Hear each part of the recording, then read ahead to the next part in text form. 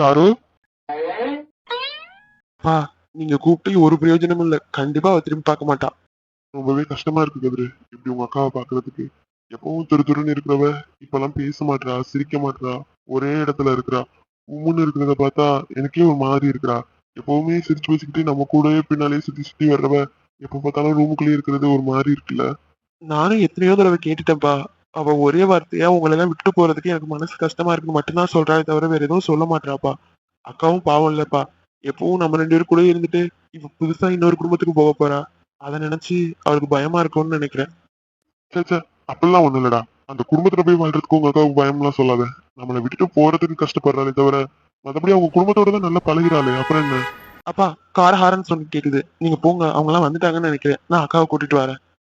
சரி கிதிரு, நான் போய் அவங்களோட பேசிட்டு இருக்கேன். உங்க அக்காவை சீக்கிரம் ரெடி ஆகி வர சொல்லு, சரியா? சரிப்பா, நான் பாத்துக்கிறேன். நீங்க போய் அவங்கள கவனிங்க.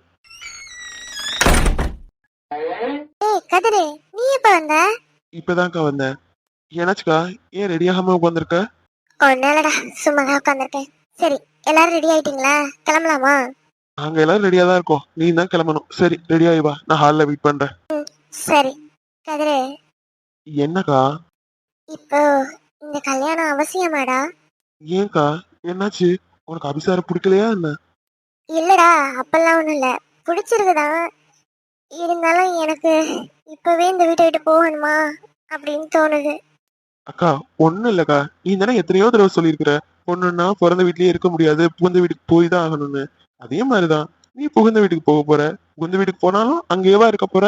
நினைக்கிற நேரத்துல நாங்க உன்னை வந்து பார்க்க போறோம். அதே மாதிரி நீ நினைக்கிற நேரத்துல எங்களை வந்து பார்க்க போற. இதுக்கு ஏன் இப்படி ஃபீல் பண்ணிட்டு உட்காந்துருக்க? இல்லடா, மனசே கேட்க மாட்டேது உங்க 2 பேரையும் தனியா விட்டுட்டு போறதுக்கு. ஆமா ஆமா, நீங்க 2 பேரும் நடுக்காட்டுல விட்டுட்டு போற பாரு, விட்டுட்டு போக மனசே வரல. ஏய் பைத்தியமாக்கா நீ? என்ன நீ லூசு தான், கண்டதை யோசிச்சுட்டு இருக்க. கல்யாணத்துக்கு ட்ரெஸ் எடுக்க போலான்னு எல்லாம் கிளம்பி வந்துட்டாங்க. நீ தான் என்ன ரெடி ஆகாம இருக்க. போய் ரெடி ஆகி வா. எல்லாரும் வந்துட்டாங்களா? ஆமாக்கா, அபிசார் வீட்ல இருந்து எல்லாரும் வந்துட்டாங்க. இன்னும் நீ மட்டும் தான் ரெடி ஆகாம இருக்க. சீக்கிரம் போய் ரெடி ஆயிட்டு வா, நான் போய் அவங்களோட பேசிட்டு இருக்கேன். சரி கதிரு.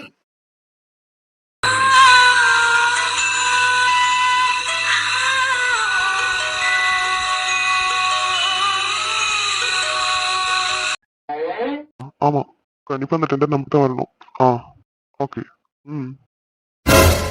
எங்க அப்பா கதிரு யாரையும் காணோம். இவர் மட்டும் இங்க உட்கார்ந்துருக்காரு. என்ன, கிளம்பலையா இன்னும் நீ? டைம் ஆயிடுச்சு, எல்லாரும் கிளம்பிட்டாங்க. இல்ல, கிளம்பிட்டேன். அப்பா கதிரு அவங்க 2 பேரும் எங்க? அம்மா கூட கார்ல போயிட்டாங்க. நான் உனக்காக தான் வெயிட் பண்ணிட்டு இருக்கேன். நேரம் ஆயிடுச்சு, வர்றியா எப்படி? என்னது, போயிட்டாங்களா? என்னை விட்டு எப்படி போனாங்க? வெளில அம்மா உனக்காக வெயிட் பண்ணிட்டு இருந்தாங்க. உங்க அப்பாவும் தம்பியும் வந்தாங்க. அவங்க கிட்ட கேட்டதுக்கு சாரு உள்ள ரெடி ஆயிட்டு இருக்கா, இப்ப வந்துடுவான்னு சொன்னாங்க. அம்மா, உங்க அப்பா தம்பியும் அவங்க கூட கூட்டிட்டு போயிட்டாங்க. உன்னை என் கூட கூட்டிட்டு வர சொன்னாங்க. போதுமா விளக்கம்? இப்ப வர்றியா இல்லையா?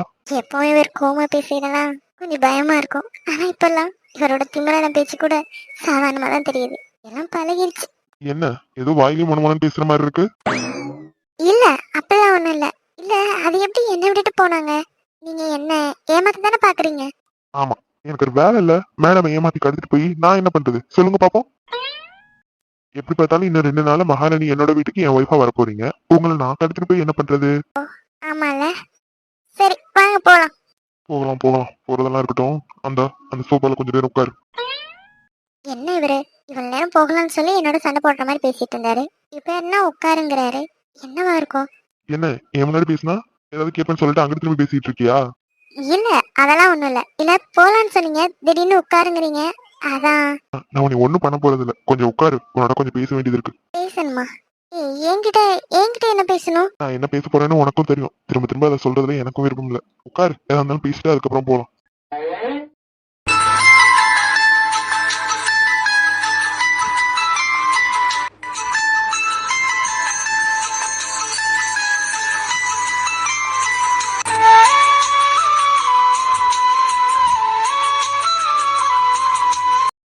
என்னாச்சு இவருக்கு? ஏதோ பேசணும்னு சொல்லிதான் உட்கார சொன்னாரு. ஆனா எதுவுமே பேசாம குறுகுறுன்னே பாத்துட்டு இருக்காரு.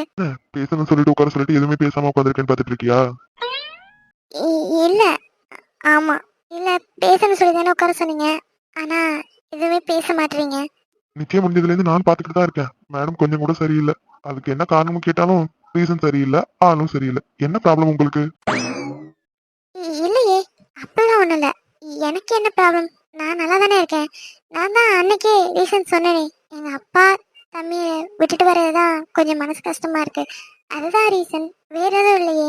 ஆக்சுவலி ஏற்கனவே உனக்கு கல்யாணம் முடிவா இருந்துச்சுல, அது மாதிரி முடிவா என்ன கல்யாணம் நேரம் உனக்கு முடிஞ்சிருந்தா நீ அப்பவே உன் தம்பியும் அப்பாவையும் பிரிஞ்சு போயிருந்திருப்பியே.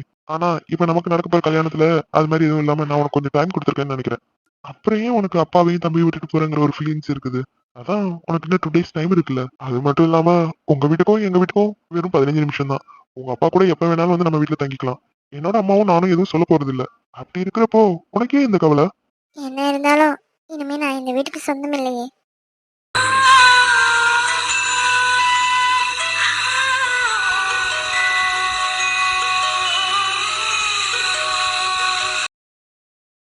இவ்வளவு நாள் இந்த வீட்டை இருப்பதுக்கு வச்சுக்கிட்டு இருந்தீங்களா என்ன? எதுக்கு இப்படி என்ன கலாய்க்கிறீங்க? நார்மலா தாமா பேசுறேன். நான் என்னமா கலாய்க்கிறேன்? நீங்க பேசுறது ஏதோ என்ன கலாய்க்கிற மாதிரி தான் இருக்கு. இங்க எதுவும் காமெடி ஷோ நடக்குதா என்ன?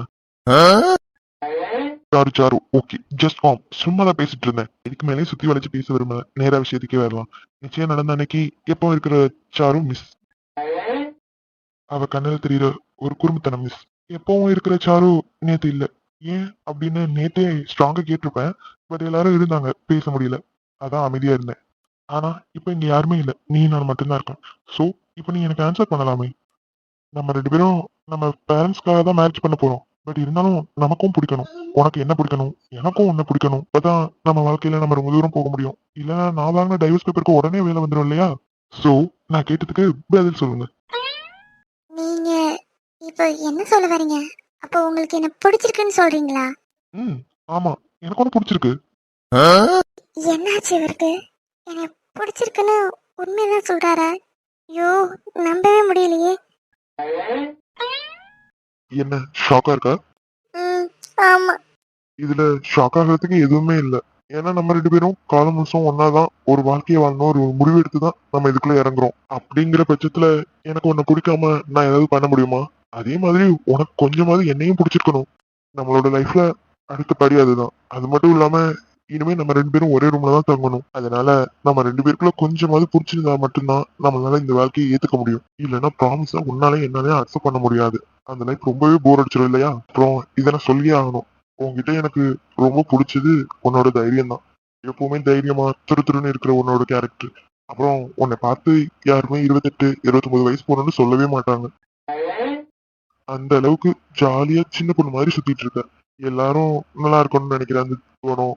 என் ஃபேமிலியோட நீ பழகுற விதம், நீ என் குடும்பத்துக்கு சரியானவன்னு எனக்கு தோணுச்சு. இப்ப நான் சொன்னதெல்லாம் மட்டும்தான் ரீசன் சொல்ல மாட்டேன். இதெல்லாம் உன்கிட்ட எனக்கு பிடிச்சது. அதனாலதான் அம்மா கேட்டதுமே உடனே சம்மதம்னு சொன்னேன். உன்கிட்ட இதை நான் மறைக்கிறதுனால எதுவும் மாற போறது இல்ல. அப்புறம் இன்னொரு முக்கியமான விஷயம் என்னன்னா, என்ன உனக்கு பிடிக்கும்னு எனக்கு நல்லாவே தெரியும்.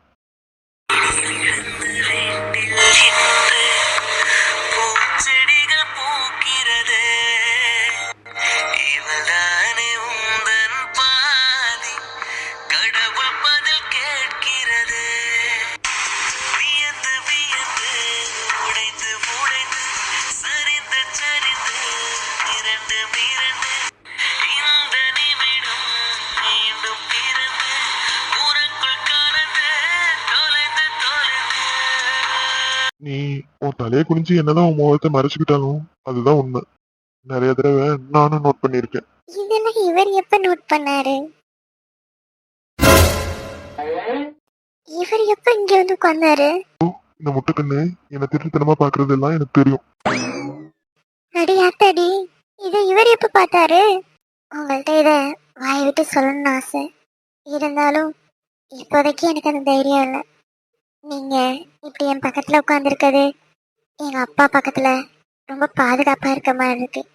எங்க அம்மா கருவறையில நான் இருக்கும்போது எவ்வளவு இதமா இருந்துச்சோ அந்த அளவுக்கு ஃபீல் ஆகுது. இப்பெல்லாம் எனக்கு உங்களை ரொம்பவே பிடிக்குது.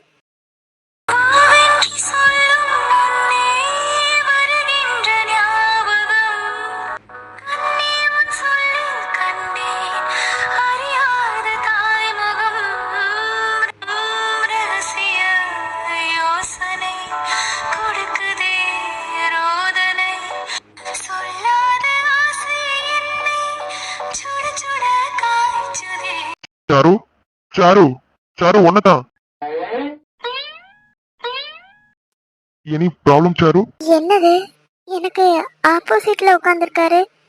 இவ்வளவு நேரம் என் பக்கத்துல தானே உட்காந்துருந்தாரு. என்னாச்சு? எது கேட்டாலும் பதில் சொல்லாம இருக்க? ஓ, அவ்வளவும் கனவா?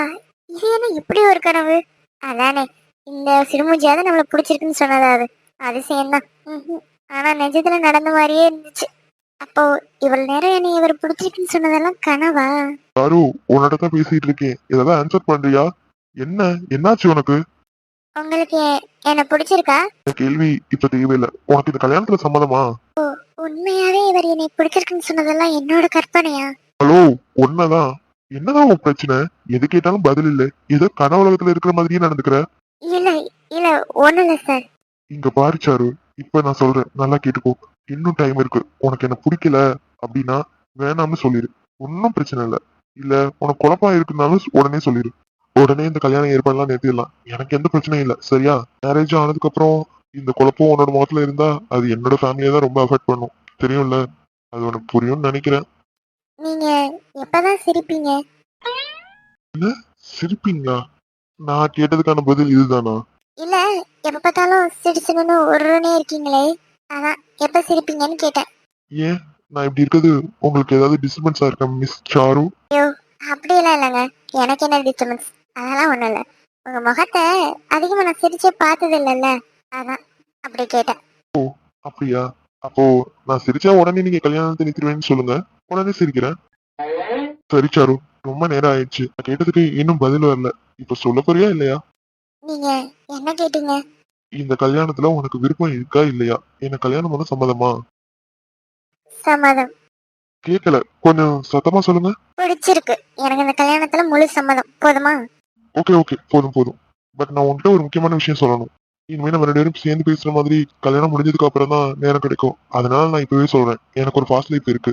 அது உன்னை எந்த விதத்திலையும் பாதிக்காது. அதே மாதிரி உனக்கு ஏதாவது ஃபாஸ்ட் லைஃப் இருந்துச்சுன்னா அதை மறந்துடு. என்னோட மனைவி எனக்கானவளா தான் இருக்கணும். அவளோட ஃபாஸ்ட் எனக்கு தேவையில்லை. அப்புறம் என் பழைய வாழ்க்கை பத்தி நான் இனிமே பேச விரும்பல.